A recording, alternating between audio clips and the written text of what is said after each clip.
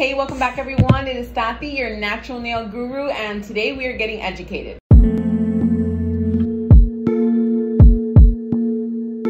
So we've all heard that urban legend that gel has weakened my nails, destroyed them, and that's why I don't do it anymore. Well, I'm not just going to debunk that, but I'm going to let you know what's actually causing the thinning of your nails and what true concerns there are with gel products. So first, gel made my nails weak, they thinned down my nails, I don't like doing gel.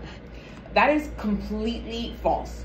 Simply getting a gel manicure doesn't somehow magically make your nails thin. And if this is something that's happening with you, then the issue isn't necessarily with the product, but with the process itself. If you've seen my soak off video, then you know that to remove gel, you need to first buff the top coat and soak it in acetone for about 15 minutes.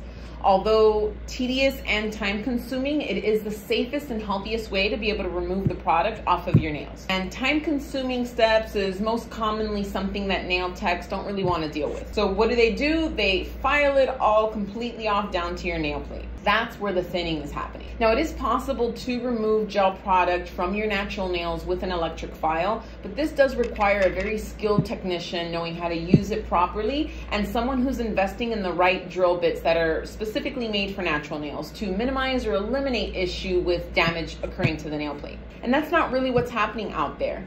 Techs can be really rough, really fast. They just want to get you in and out. They want to hurry up. They're kind of using the same drill bit for pretty much every process that they have. Cleaning the cuticle, filing down the acrylic to do the fill, removing gel polish. I mean, 9 times out of 10, they're using the exact same drill bit and sometimes the same one between clients. But the nail tech isn't the only one that's contributing to this nail thinning problem. So quick question, who out there is peeling their gel off? You know who you are. If you're peeling your gel, you are definitely contributing to the nail thinning issue because layers of your nail are coming up with that gel. Now I know, it already started lifting. I hate when I see that. When I see that, I start picking, or I'm anxious, or work is stressful, and there's a million excuses of why people start picking at their nails. But even if the gel polish starts lifting from the back or the front, or something breaks, or you feel something, it's still not an excuse to rip the gel off of your nail because you're going to affect and damage the rest of the nail that the gel was still attached to. So if you're having this issue, either just ignore it, don't touch it, because a lot of times you'll have that little lift back there, but it's not really gonna go anywhere. And if it's really bothering you, then soak it off properly. Now think about it, if every couple weeks you're getting your nails done and you're either having it completely removed off your nail plate with an electric file, or you're peeling it off, like every single time you're doing that, more and more nail is coming up with those products, or more and more nail is getting thinned out by the E-file. Your nail doesn't necessarily repair itself. We can only let the weak nail grow out so that healthy nail comes in. But if you're constantly doing this, then as that healthy nail is coming in, you're thinning it out. And when it gets to the tip of your nail, they're paper thin, they're really soft, they're breaking very easily. It's not really doing you any favors. And in case you haven't got this from my videos before, if your nail tech is doing things right, then your nail health is improving, 100% guaranteed, I promise you. So I hope this little bit of information has addressed the nail thinning issue caused by gel. It's not really the gel, it's either how your nail tech is removing it or you peeling and picking at your nail. Now that we've addressed that, let's talk about what true concerns there really are with gel products. What are the concerns, who can be affected by it, and what does it look like? So many gel products out there are made with kind of harsh chemicals, formaldehyde derivatives, like I think it's called ethyl acrylates and a lot of other kinds of acrylates, HEMA, HPMA. I mean, there's actually a lot of chemicals that I don't even know or understand, but all of these chemicals can be harsh and people can be allergic to these chemicals. Now, there are small amounts of these chemicals in the gel polish, and when cured properly, for the most part, they don't really pose any issues. However, some people might be allergic or can even over time create allergies to these products. What do those allergies look like? It causes redness around the skin, blistering in some severe cases. You also have itchiness, irritation, swelling, and a lot of this stuff will actually happen almost immediately after getting your gel polish. Not having properly cured gel can make this issue, I guess, more likely if you are someone who's sensitive to that. Cooking the gel products kind of hardens them, and I guess in a way you could say it kind of kills the effect of those things. Although some people can still be affected by it if it's cured all the way. Now, the number of people that are allergic to these or have these issues, it's generally really small compared to how many people are using gel products and don't have any issues with it. But there are those out there that are sensitive and again can create these allergies. Now, if you are someone that's experiencing this issue and you have had the issue since you started using gel, you need to stop using the product. Remove it off, keep your nails clean from the gel, and you can even go to a dermatologist to get a patch test to see whether or not there's any chemical specifically in the gel that's causing it, or letting you know all the chemicals in the gel that's causing it. Now, some people have been using gel for a while and start developing a reaction over time, something that they never had before. In this case, you can also completely stop using the product, get a dermatologist to test and see if there's any allergies. But some of those people in that category where the allergy developed over time, sometimes just giving it a break for a few months helps kind of stop the issue. There's some people that'll just go 3 to 6 months not having any gel, then they start doing it little by little and they see that it's not an issue anymore.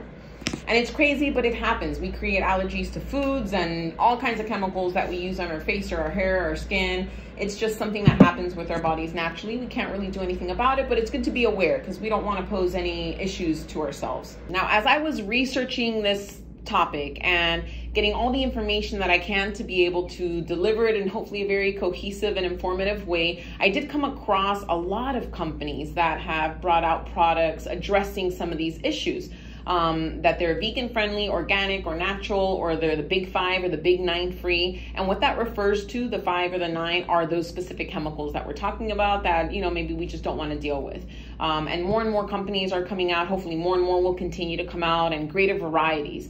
But there are products out there available so you can still get a great manicure and not have to risk health issues. A couple of those products are Bio Seaweed Gel, Neutral Nail System, who else? Hout, I think that's how it's said. Brissa Nail Gel System, Ecosystem. There's a couple, and I'll make sure to put a couple links down there or the names of some of these products that I came across so you can kind of look into them and see whether or not any of those is something that you want. But the great thing is that there are really awesome solutions. And later on, I'm actually even going to be sharing a video on those clients who just don't want to deal with gel at all, which is totally understandable, but we want to try to get at least a longer lasting regular polish manicure. So I'm not only going to be trying a lot of different regular polishes based in top coats for regular polishes, but I'm going to show you what you can do to maximize the wear of that product and still maintain really awesome, really healthy, and really cute nails. So definitely make sure, if you're not already, that you're subscribed and you hit that notification, because there's so much more information that's going to be coming and things that aren't necessarily directly dealing with gel.